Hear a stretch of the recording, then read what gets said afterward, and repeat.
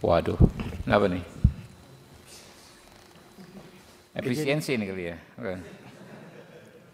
Semangat prinsip RJ itu jangan jadi malah penghambat, ya kan? Apalagi itu aturan di bawah undang-undang, ya. Dan kita kan di sini mendapatkan mandat dari rakyat, ya, di mana keputusan atau rekomendasi DPR itu juga memiliki kekuatan hukum yang harus diikuti oleh siapapun juga. Ya, nanti kita bicara rekomendasi seperti apa, mungkin Pak Inca yang bisa kita keluarkan hari ini. Kan kita berlomba dengan waktu ini. Sambil tetap akan kita agendakan memanggil para aparat penegak hukum terkait untuk waktu yang tidak terlalu lama di minggu-minggu depan mungkin. Ada teman-teman lagi mau kasih? Ya, silakan Pak. Ini dulu Pak Sinaga. Setelah itu langsung Pak Rikwanto ya Pak. Waduh, kenapa nih? Efisiensi ini kali ya. Pimpinan. Ya, silakan. Jadi setelah kita menyimak daripada persoalan ini, sesungguhnya saya melihat ada beberapa kekacauan dalam proses hukum. Karena sesungguhnya perkara ini sudah ada putusan Prapit beberapa bulan yang lalu. Tersangka dimenangkan Prapit, tapi polisi penyidik membuat laporan baru lagi, SPDP baru lagi, berita acara dan tersangkanya itu juga. Ini aneh. Sebenarnya kalau sudah itu selesai, artinya ngapain lagi? Tak ada yang berubah di dalam berita acara yang ditemukan oleh polisi dan bahkan juga tersangkanya itu. Yang kedua, pimpinan, kita lihat di sini ada pernyataan daripada penyidik, ya boleh restoratif justice, tapi perkara tetap lanjut.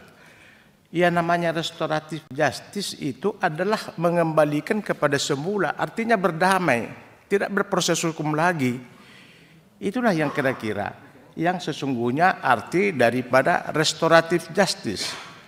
Jadi tidak ada ini berproses lalu ini bisa diapakan, itu bukan namanya restoratif justice.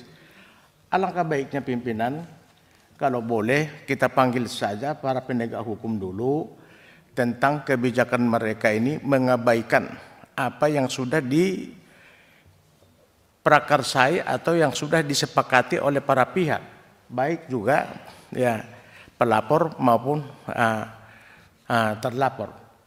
Itu mungkin saran dan pendapat supaya ini terang benderang bisa kita berikan satu kesimpulan atau juga masukan terhadap penyelesaian kasus ini. Saya kira demikian pimpinan. Makasih.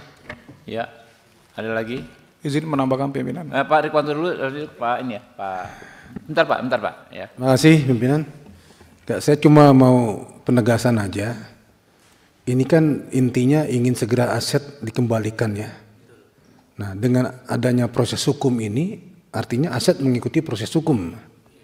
Artinya nanti tunggu putusan pengadilan. Dan aset dikuasai pengadilan kan.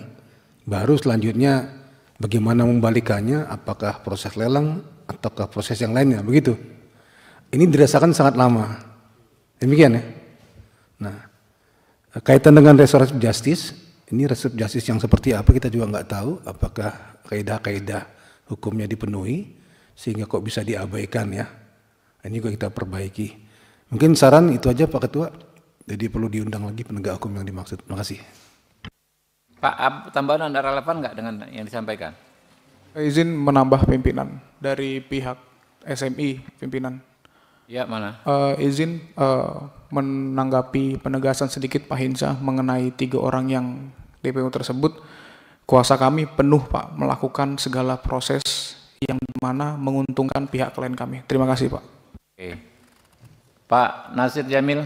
Ya, terima kasih Ketua. Saya ingin berempati saja dengan apa yang dialami oleh rekan-rekan kita ini. Karena dari 16 laporan yang ditujukan itu 1 di Polda Aceh, ya, 1 di Polda Metro dan 14 di Bareskrim.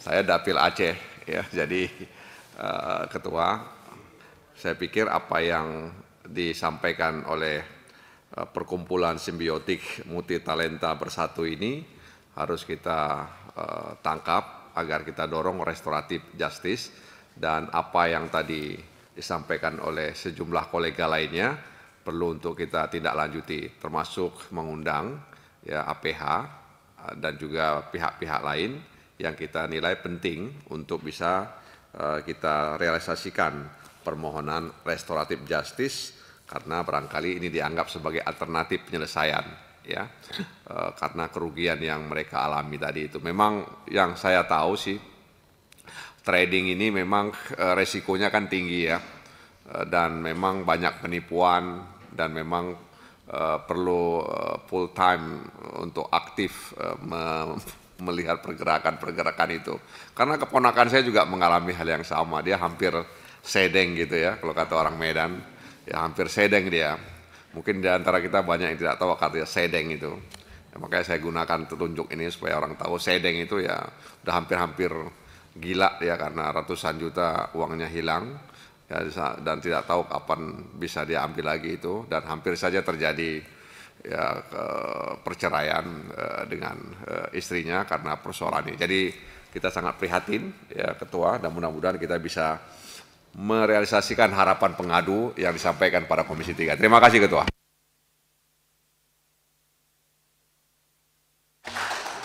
Ya, ini ditangani di Tipit Eksus ya sekarang ya, di polisinya ya. Kejaksaannya apa? Kajari apa? Jagung. Kejaksaan Agung. Iya. Di apa? Pidum berarti ya? Pidum, betul. Pidum. Ya. Jadi nanti paling kita panggil langsung terkait aja. Jadi biar bisa cepat Pak Dir Tipit Eksus dengan yang dari Kejaksaan Agung dari Pidana Umum. Tapi untuk hari ini saya pikir ada kesimpulan nih Pak Rudi Lalo. Ini baca dulu. Nih, jadi gini, intinya kita akan mengagendakan rapat dengan Dir Tipit Eksus dan dari Kejaksaan ya, ambil, tapi hari ini ada kesimpulan yang perlu disampaikan. Silakan.